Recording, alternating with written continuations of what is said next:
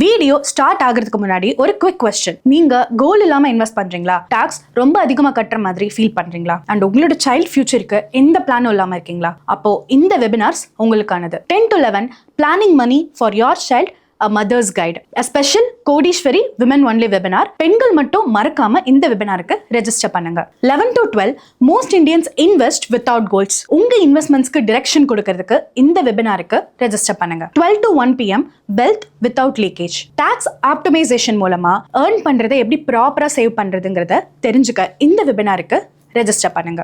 April 25th Saturday 10 to 1 உங்களை meet பண்ண நாங்க ரெடியா இருக்கோம். ரெஜிஸ்ட்ரேஷன் லிங்க்ஸ் டிஸ்கிரிப்ஷன்ல இருக்கு. இப்பவே ரெஜிஸ்டர் பண்ணுங்க. சிங்கிள் இன்கம் ஃபேமிலி எப்படி வெல்த் பில்ட் பண்ணலாம்? எல்லா குடும்பங்களையும் இருவரும் வேலைக்கு செல்லக்கூடிய சூழ்நிலை இருக்காது. பல குடும்பங்கள்ல ஒருவரால் மட்டும்தான் வேலைக்கு செல்ல முடியும். அப்படிப்பட்ட ஒரு சூழ்நிலையில அந்த குடும்பங்களும் நிதிமயமான வாழ்க்கையை அடைய வேண்டும், அடைய முடியும். அதற்கான முயற்சிகளை அவர்கள் எப்படி எடுக்கலாம்? முதல்ல ஒரு சிங்கிள் இன்கம் ஃபேமிலினாக்கா அந்த ஃபேமிலி எதுல கரெக்டா இருக்கணும்னாக்கா செலவுல கரெக்டா இருக்கணும். சிங்கிள் இன்கம் ஃபேமிலிக்கு மிக முக்கியமான அத்தியாவசிய விஷயம் என்னன்னாக்கா பட்ஜெட்.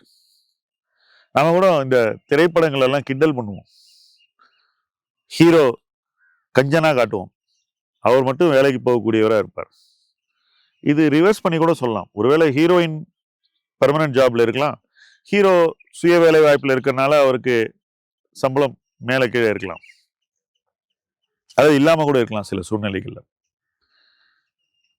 அப்போ அப்படிப்பட்ட குடும்பங்கள்ல அந்த பணத்தை சிக்கனமா கையாளுறது மட்டும்தான் அந்த குடும்பத்தை காப்பாற்றும். நம்ம இன்னைக்கு கிண்டல் பண்ணா கூட அந்த பட்ஜெட்டிங் இல்லைன்னா அந்த குடும்பமே இல்லை. சிங்கிள் இன்கம் ஃபேமிலிஸ்க்கு மிக முக்கியமான அத்தியாவசியமான வழிகாட்டி மாதாந்திர பட்ஜெட். எவ்வளவு செலவு இருக்கும் அப்படிங்கிறத அவங்க நிச்சயமா தெரிஞ்சு வச்சிருக்கணும். அந்த செலவை கரெக்டா பண்ணணும், முடிஞ்சா அதுலயும் மிச்சம் பிடிக்கணும். ஒவ்வொரு செலவையும் நோட்டு போட்டு எழுதக்கூடிய ஒரு இடத்துல அந்த குடும்பம் இருக்க வேண்டும். இல்லை எக்ஸல்ல போடுங்க, கம்ப்யூட்டர் இருந்தாக்கா தப்பே கிடையாது. என்கிட்ட வரக்கூடிய நிறைய ஃபேமிலிஸ் காட்டுவாங்க, சார் இதான் சார் என்னுடைய கணக்கு, இதன்படி தான் நான் வாழ்ந்துட்டு இருக்கேன்னு. சில பேருடைய டீட்டெயில பார்க்கும்போது நமக்கே அதிர்ச்சியா இருக்கும். பஸ் டிக்கெட்டுக்கு, மால்ல பார்க்கிங்க்கு கொடுத்த காசு கூட கணக்கு வச்சிருப்பாங்க. இவங்களெல்லாம் நம்ம சமுதாயம் என்ன பண்ணுது? கிண்டல் பண்ணி கொச்சப்படுத்துது. மிகவும் தவறானது. ஏன்னாக தன்னுடைய நிலை அறிந்து வாழறாங்க, அவ்வளவுதான் விஷயம். இதுல ஒரு தப்பும் கிடையாது. என்னால இதாங்க முடியும் அப்படின்ற அந்த தெளிவுல இருக்காங்க. எனக்கு ஃபர்ஸ்ட் இது எப்ப புரிஞ்சுதுனாக்கா, என்னுடைய நண்பர் வேலைக்கு சேர்ந்தார். வேலைக்கு சேர்ந்த உடனே எல்லாரும் அவரை வந்து ட்ரீட் கொடுறான்னு பிச்சு புடுங்கினாங்க. அவர் சொன்னாரு, என்னுடைய குடும்பம் சிங்கிள் இன்கம் ஃபேமிலி. எங்க அப்பா வந்து லோன் வாங்கி தான் என்ன பொறியியல் படிக்க வச்சாரு. அந்த லோனை நான் தான் அடைக்கணும்னு எங்க அப்பா கண்டிஷன் போட்டு தான் என்ன படிக்க வச்சாரு. அந்த லோனை அடைக்கிற வரைக்கும் வேற எந்த செலவையும் நான் செய்ய மாட்டேன். என் கணக்குல இதை நான் 4 வருஷத்துல அடைச்சு ஆகணும். என்னால இப்போ வேற எந்த செலவும் இப்ப பண்ண முடியாது. இது என்னுடைய அப்பாவுக்கு கொடுக்கப்பட்ட உத்தரவாதம். சாரி, இதை நான் முடிச்ச உடனே நான் எல்லாருக்கும் ட்ரீட் கொடுக்குறேன் அப்படின்னாரு. இது கேட்கறதுக்கு ஒரு மாதிரி தான் இருந்திருக்கும் அந்த நேரத்துல. பட் இன்னைக்கு திரும்பி பார்க்கும்போது இத அவனுக்கு யாரு சொல்லி கொடுத்தா? அவங்க அப்பா சொல்லி கொடுத்துருக்காரு. அவர் அப்படித்தானா கரெக்டா நோட்டு போட்டு செலவு எழுதி கொஞ்சம் பணத்துல 3 பசங்களை பொறியியல் படிக்க வச்சு கடன் வாங்கி அவங்கள உயர்த்தி இன்னைக்கு நல்ல இடத்துல வச்சிருக்காரு. சோ ஒரு சிங்கிள் இன்கம் ஃபேமிலி எப்படி இருக்க வேண்டும்ன்றத நான் அந்த இடத்துல புரிஞ்சுக்கிட்டேன். அப்ப நான் முதலீட்டாளன் கூட கிடையாது. எனக்கு இதெல்லாம் திரும்பி பார்க்கும்போது நினைவுக்கு வருது ஒன்னொன்னா. ஸோ சிங்கிள் இன்கம் ஃபேமிலிஸ்க்கு ஒரு ஃபைனான்சியல் டிசிப்ளின் அத்தியாவசியம். அதை நம்ம மதிக்கணும். சோசியலா நம்ம அதை முதல்ல மதிக்கணும். ஏன்னா அதுதான் அந்த குடும்பத்தை வளர்த்த போகுது, வேற எதுவுமே வளர்த்தாது. சொசைட்டி என்ன நினைக்கும்னு நினைச்சு அவங்க வாழ்ந்தாங்கன்னு வச்சுக்கங்களேன், அந்த குடும்பம் நல்லா வரதுக்கான வாய்ப்புகள் குறைஞ்சிரும். அவங்க உற்றார் உறவினர் என்ன சொல்றாங்க அப்படின்னு நினைச்சு வாழ்ந்தாங்கன்னா பிரச்சனை. சிங்கிள் இன்கம் ஃபேமிலி செய்யக்கூடிய ஒரு சில தவறுகளை நான் இப்ப சொல்ல போறேன். 2 பேருக்கு கல்யாணம் ஆகுது, அந்த குடும்பம் ஒரு சிங்கிள் இன்கம் ஃபேமிலி. கல்யாணத்துக்கு வர்ற உறவினர்கள் எல்லாரும் வந்து மொய் எழுதுறாங்க. இப்ப பிரச்சனை இந்த இடத்துல ஆரம்பிக்குது. ஒருத்தர் நம்ம ஃபங்க்ஷனுக்கு வந்து மொய் எழுதினாக்கா, நாளைக்கு நம்ம அவங்க ஃபங்க்ஷன் போகும்போது அவங்க என்ன செஞ்சாங்களோ அதுக்கு ஈக்குவலா செய்யணும். இதுதான் இன்னைக்கு இருக்கக்கூடிய நடைமுறை. அதுதான் நான் புரிஞ்சுக்கிறேன்.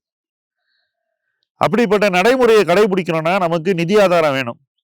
இருக்கிறது ஒரு இன்கம். அப்ப என்ன செய்யணும்? சிக்கனமா வாழணுங்கிறது அடிப்படை. அது இல்லாம ஒண்ணும் கிடையாது. இந்த தேவையை நிறைவேற்றுறதுக்கு தனியா ஒரு நிதி குவியலை நீங்க கிரியேட் பண்ணணும். செப்பரேட்டா இந்த மாதிரி சமூக ரீதியான ஆப்ளிகேஷன்ஸுக்குன்னு இன்வெஸ்ட் பண்ணி அந்த பணத்தை வளர விடணும். ஒரு 4-5 வருஷத்துல ஓரளவுக்கு பணம் சேர்ந்துடும். இப்ப அதுல இருந்து எடுத்து நீங்க இந்த தேவைகளை நிறைவேற்றிக்கலாம். பட் நடைமுறையில் என்ன நடக்குதுன்னா, நிறைய டிசிப்ளின் இல்லாத சிங்கிள் இன்கம் ஃபேமிலியில கடன் வாங்குறாங்க. கடன் வாங்கி இந்த தேவையை செய்யறாங்க. என்ன மரியாதை கெட்டுரும்ல, செஞ்சுதான் ஆகணும், வேற வழி இல்லை.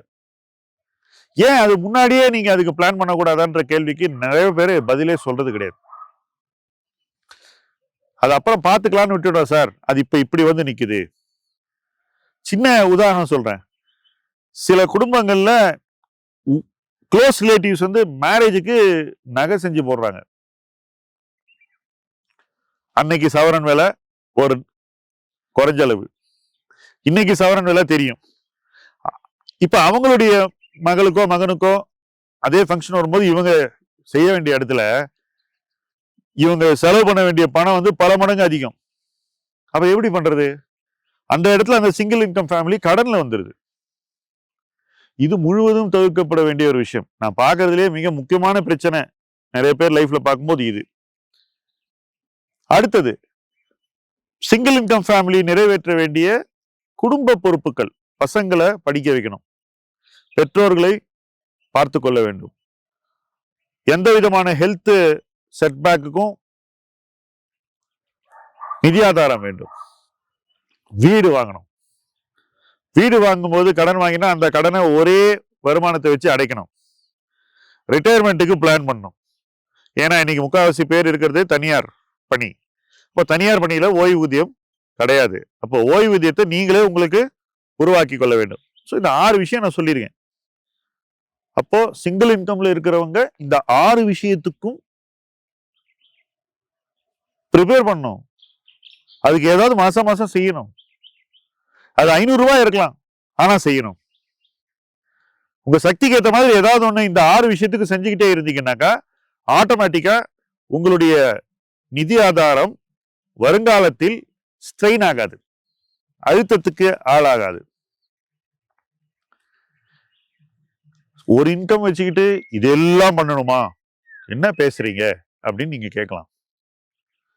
இதெல்லாம் செய்யலைன்னா அப்ப இதெல்லாம் உங்க வாழ்க்கையில நடக்காம போக முடியுமான்றத முதல்ல யோசிங்க.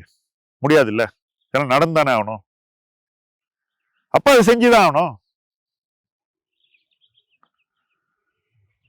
சோ ஒரு சிங்கிள் இன்கம் ஃபேமிலி இதையெல்லாம் உணரணும். பல இடங்கள்ல வந்து ஒரு இன்கம்ல இருக்கிற ஃபேமிலியில அதர் பர்சன், 2வது பார்ட்னர் சம்பாதிக்கிறவங்க ஒருத்தர், 2வது பர்சன் வந்து 2 இன்கம் இருக்கக்கூடிய மற்ற ஃபேமிலிஸோட தங்களை கம்பேர் பண்ணிப்பாங்க. இது மிக தவறானது. உங்க இன்கம்குள்ளதான் நீங்க பிளான் பண்ண முடியும். உங்க இன்கம் ஏத்த மாதிரி தான் நீங்க வாழ முடியும். 2 இன்கம் இருக்கிறவன் அந்த இன்கம்க்கு ஏத்த மாதிரி வாழ போறான். நீங்க 2 பேரும் கம்பேரே பண்ண முடியாது. There is no comparison. There should be no comparison. There should never be a comparison. 3 statement சொல்றேன். ஏன்னாக அதுதான் ஒரு சிங்கிள் இன்கம் குடும்பத்திற்கு ஆரோக்கியமானது, அவங்களுடைய வளர்ச்சிக்கும் எக்கனாமிக் செக்யூரிட்டிக்கும் வருங்கால நன்மைக்கும் சரியானது. அப்ப நமக்கு எது சரியானதோ அதுதானே பார்க்கணும். அடுத்தவனோட, அதுவும் நம்ம மாதிரி இல்லாதவனோட நம்ம கம்பேர் பண்றதுங்கிறது தவறானது, ஆரோக்கியமற்றது, மிகவும் மோசமான விளைவுகளை உருவாக்கக்கூடியது. ஏன்னா அந்த மாதிரி ஒரு குடும்பத்தோட கம்பேர் பண்ணி நம்ம வாழ ஆரம்பிச்சோன்னு வச்சுக்கோங்களேன், நம்மளால அந்த வாழ்க்கைக்கு ஈடு கொடுக்க முடியாது. we cannot cope with that life. ஃபைனான்சியலா நம்ம அந்த வாழ்க்கைக்கு ஈடு கொடுப்பது என்பது ஒரு ஸ்ட்ரெயின் ஆயிடும். நம்ம கடன்ல விழுந்துருவோம். அப்புறம் நம்ம லைஃபே அழுத்தத்துக்கு ஆளாயிடும். நிறைய குடும்பங்கள், அதுவும் சிங்கிள் இன்கம் ஃபேமிலிஸ் சஃபர் ஆகுது. எதனாலன்னா டபுள் இன்கம் ஃபேமிலியோட கம்பேர் பண்றதுனால தான். டபுள் இன்கம் ஃபேமிலி வாழக்கூடிய வாழ்க்கையை இவங்க வாழ நினைக்கிறதுனால தான்.